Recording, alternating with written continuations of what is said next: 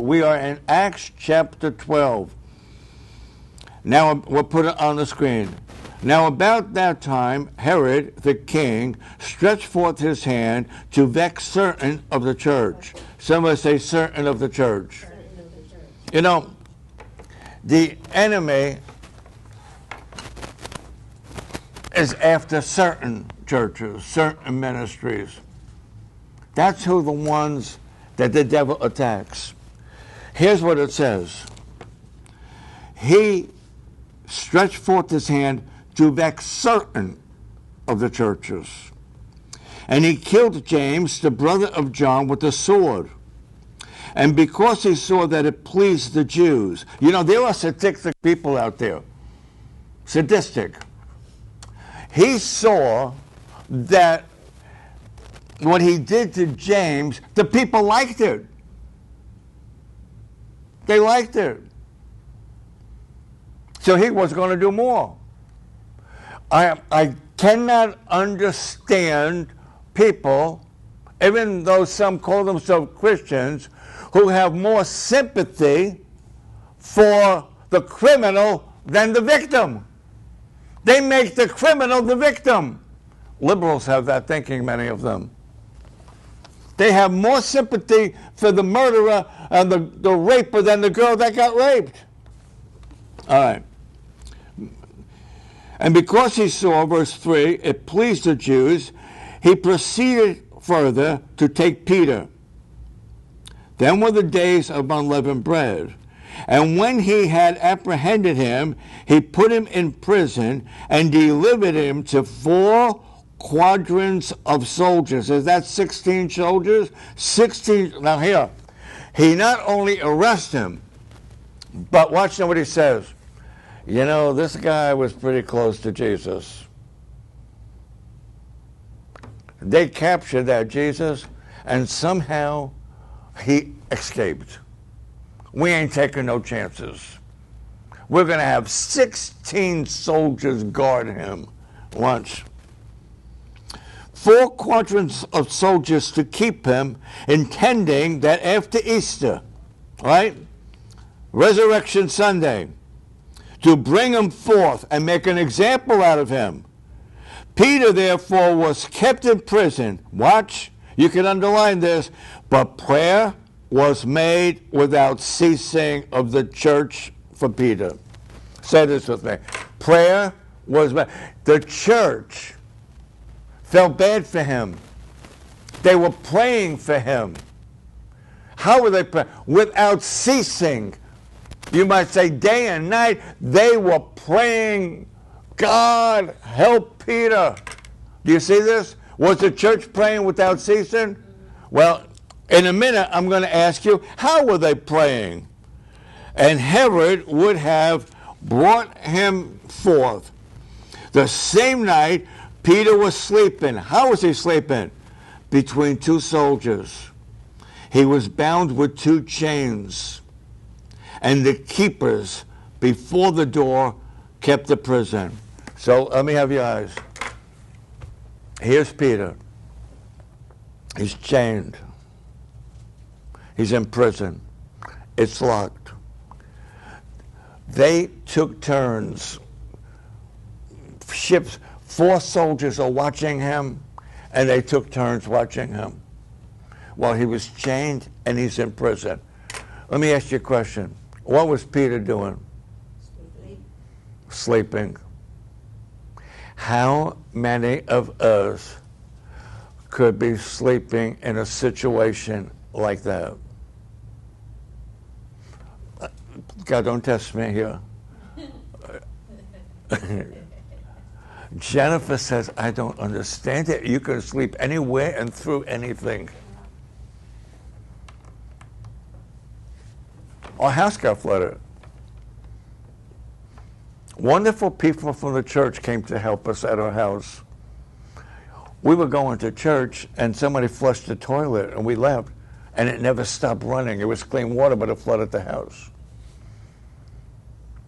By the time we come back to the church, the house is flooded. All the church people, they were going to Walmart and buying vax to what it was not going to work. It was too much water. I had an angel, Ellie Brooks, thank you. Ellie Brooks knows I love eagles, so she kept buying me expensive eagle statues. I had a nice collection. They were breaking the feet, they were breaking the wings. I'd show them, I'd get out of my house. All you nice people trying to help me, you're making it worse. Come on, Shekinah. That's the dog. I got one couch. I said, Shekinah, get on the other couch, floating through the house on the couch. And people said, how can you sleep at a time like this? I said, the insurance adjuster will be here tomorrow. You guys are making it worse. But how can you sleep? You know what I told them? He that keepeth Israel, he that keepeth Israel, neither slumbers nor sleeps. I said, so why should we both stay up worrying about this? And I go to sleep. I think I got that from the army. I could sleep too. I mean, I had Jeep drivers, and you know they were open. And I mean, so many times the driver had to grab me because I was about to. They said, how could you sleep like this? I said, you got to get it while you can. In the army, you get the sleep or you can. All right. So Peter is sleeping. All right. Picture this now. Verse 7. And the angel of the Lord came upon him, and a light shined in prison, and smote Peter on the side, and raised him, saying, arise quickly. Now may have your eyes. Why would he have to rise quickly? You know what most Christians would say? What for? I still got chains on me, and there's guards at the door. Let me sleep.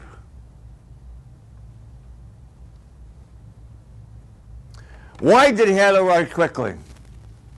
And they actually helped him up before he considered the sources. Before he considered the circumstances, I had to say. And too many Christians, God tells them to do something or gives them a word, and they try to figure it out. What's the sense? I remember I was 16 years old. I think I heard God say, go in the army. I said, okay. I could have said, God, have you heard about Vietnam? No, God speaks and you act. Because if you consider the sources, two things will happen. Number one, you look at the circumstances instead of faith. Number two, you start getting other people's opinions and suggestions. Get right over that. Do you know why he was able to sleep, Darlene? They were going to take him out tomorrow and hang him upside down or cut his head off. Do you know why he was able to sleep? Because he had a word from the Lord. This is how important personal prophecy is. I love when I send you text messages and I send you messages about the videos, and you text me and you tell me what stood out in your mind. Well, I love you, Pastor Marty. So you're going to love the rest of this message, so stay right there. This is what Pastor Marty sent me. It's a translation from the Passion Bible. The Passion, I don't have that one. She's got them all. And she said, Pastor John, this is what stood out in my mind. You mentioned a scripture, 1 Timothy 1:18. She said, wow. I looked it up. And here's what it said in the Passion Translation. Those of you that got personal prophecy, a good warfare. So Timothy, my son, I am trusting you with this responsibility. In keeping with the very first prophecies that were spoken over your life and are now in the process of fulfillment in this great work of ministry. in keeping with the prophecies spoken over you. With this encouragement, use your prophecies as a weapon as you wage warfare by faith with a clear conscience. Before I read the rest of the verse, King James says it this way: war a good warfare with the prophecies that have been given you, because most personal prophecy is conditional. Here's the scary part. You ready for the scary part? There are certain people that I'm extremely proud of, like the people in this room, like my true friends and partners. Somebody has pain in your chest. I don't think it's the heart. It's on the right side of your chest, and God's healing you now. Let me tell you who are some of the proudest people I am of.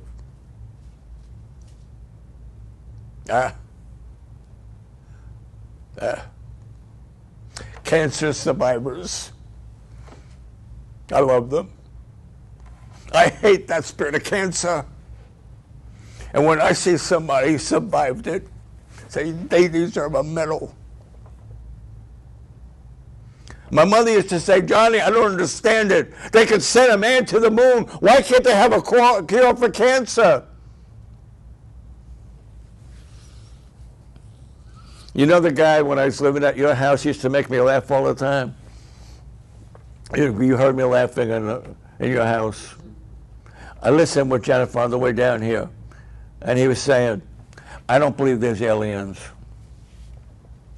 And he said, one of the reasons I don't think there's aliens, because if there were aliens, we would have sent them support by now.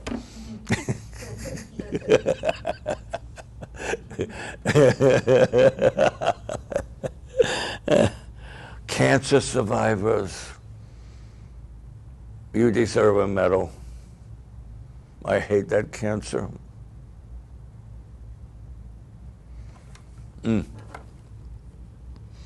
somebody else who deserves a reward, or people who got a personal prophecy and fought the good fight of faith and allowed God to bring it to pass on their life, because the enemy tries to do everything he can to stop you. So Apostle Paul is telling his protege, you've had good prophecies over your life. A lot of them came to pass. Some of them are coming to pass. Fight the good fight of faith. Use them for warfare. Stand on that word. And then he says this, and this is what breaks my heart. The last part of the verse in the Passion Translation. For there are many who rejected these virtues and are now destitute to the true faith. They didn't stand on that word. They didn't fight the good fight of faith. And he says many of them aren't even believers anymore. So Pastor Marty sent me, when you watch one of my videos, email me or text me something that you got out of it. Here's why Peter was sleeping. You know who was uncomfortable? The guards. They couldn't eat, they're chained to him. Sleeping. Peter's thinking, you know, they think they're going to take me out tomorrow and kill me. He said the Christians are praying. But he didn't get delivered because the Christians were praying. He got delivered because he had a word from the Lord. Because in the book of John, God gave him a personal prophecy.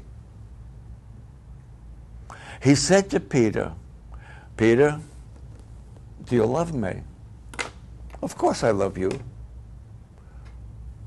Peter, do you love me more than your friends? Next test. Lord, I love you more than anything. Feed my lambs. Peter, do you really love me? Lord, you know I love you. Feed my sheep. When you were young and a fisherman, you went your own way and you this, that, that. You'll end up denying me, but I want to tell you this. When thou art old, you're going to be the bishop of my church. Peter wasn't old yet. He knew the prophecy that Jesus gave him did not come to pass yet. I have some prophecies from the Lord that have not come. If all your prophecies have been fulfilled, get another one real quick. Because the promises that God gave me, they have not come into fruition, so I know it's not time for me to go yet. I got visions and dreams that God gave me for this ministry. They shall surely come to, though it tarry, it shall surely come to pass. Peter was sleeping because he had a prophecy from the Lord. Pastor Marty, jump for that one. She's going to be checking it out in all the translations. Pastor Marty, not yet. There's more to come. Watch now. And behold, the angel of the Lord came upon him, and a light shined in prison, and smote Peter on the side, arising him, saying, Arise quickly. And the chains fell off. The chains didn't fall off until he obeyed the word of the Lord, and he took a step of faith. Most Christians are like, why should I? What's the sense? I'm still chained. When he took that, they picked him up quickly before he could think about his circumstances. Faith does not ignore circumstances. It changes them. This all, by the way, is Patty gets credit for that because she asked a question. Watch this now. And in verse 8, and the angel of the Lord said to him, Girt thyself. With what? You know what you girt yourself with? The belt of truth. Because I know the truth. I have a prophecy from God. Woo, woo, woo, woo, woo. You think that you're going to kill me? I don't know how, I don't know when, but I know this. I'm out of here. Watch this now. And the angel had said, Girt thyself. And put on, here's what some people put on, why should I put my sandals on? We ain't going no place. No, because you're going someplace. And in faith, he put on, some of us need to get up and you're depressed and you're oppressed and you don't feel like it and you don't want to live no more. And God is saying, take the step of faith, shake thyself. I can't say that we're thinking about Pastor Roy Harvey. Remember, I was preaching in Daytona Beach. And I invited him to come to the service. And we were doing a estate sale, and we were all sweaty and dirty and had jeans on, and I had a suit in the van, but I didn't want to change clothes and put a suit on top of without taking a shower. And I walked in, and this is my pastor. You know what he said to me? You look like an unmade bed. That's what he said. He said, you look like an unmade bed. I said, well, thanks for the compliment. You're making me feel so good. He was an Englishman, and he had a very dry sense of humor, and it was very dry. Verse 9, and he went out. Verse 8. And the angel of the Lord said, Girt thyself. Pastor Marty, get ready for a revival. And so he did. And he said, Cast thy garment upon thee. And do what? Follow me. Do what? Follow me. Pastor Marty, tell the new pastor that's pastoring that church. He needs to hear this. I feel it in my spirit. Pastor Marty, I'm going to make sure you watch this. Tell that new young pastor that's now pastoring that church in town. Shepherds don't follow sheep. Sheep follow shepherds. When shepherds follow sheep, they step in stuff. Go on a little bit further. Verse 10. And they were past the first and the second ward. And the camp, let me see if I could save some time here. And verse 11. And when Peter was come to himself, he said, Now I know of a surety that the Lord had sent his angels. Did you ever go through something so bad and you wanted to hire, and then $500,000 debt is gone? How? Let me tell you, we got stuck with a $500,000 debt, mostly from television, and I'm still today figuring out how God took care of all that. Here we go a little bit further. And when he considered the thing, I'm trying to find the scripture to answer. Oh, here it comes, Patty. Are you ready? And when Peter was come to himself, he said, Now I know of a surety the Lord had sent an angel, and he had delivered me out of the hands of Herod and from the expectations of the people. Let me have your eyes. The expectations of the people were, Peter's never going to get out of this situation. And with us, God is cutting us free from expectations of people that thought we would never get out of the things that we went through. Pray that prayer. We are cutting ourselves free from the false expectations of people. All right, now, let's get back to the saints. You know the ones that are praying for him? I don't think they were praying. He didn't get out because they were praying. I know all you prayer warriors and intercessors and your teachers on prayer stand on that. Peter did not get out because the saints were praying. You know how I think they were praying? Oh God, let him die peacefully. Let him not suffer through this. They weren't praying for that. You know why I know? I'll show you. I got proof of it right here. Watch this now. Verse 12. And when he had considered the thing, he came to the house of Mary, the mother of John, whose surname was Mark, where many of the saints were gathered praying. And Peter knocked on the door. Hello? And a damsel comes named Rhoda. Here she does. They're all there. Rhoda hears somebody. Who is it? Peter. She runs out there and says, some guy out there says he's Peter. They didn't believe it could be Peter because they thought Peter was going to get killed. They were not praying in faith. They were praying like a lot of Christians. Lord, if it be thy will, heal me. If it be thy will, bless me. Lord, let them die peacefully. Ellie Brooks would remember this. I love you, Ellie. We're at a Christmas banquet. Her husband goes to Australia. At the banquet, she's leaving, and she gets a phone call. Her husband wrapped the car around the tree. He's dying. We had a guest minister. I'd asked him to pray, and he's praying like the guy's already dead. I said, give me that mic. And we prayed the prayer of faith, and Don came out of that mess and lived many years later. Woo! The anointing makes the difference. And when she knew Peter's voice, she opened not the gate with gladness, but she ran. And she told Peter stood before the gate. What did they say? And they said, Rhoda, you are crazy. There's no way Peter can get out of that mess. But she consistently affirmed it that it was. So we're gonna stop, verse 16. And Peter continued knocking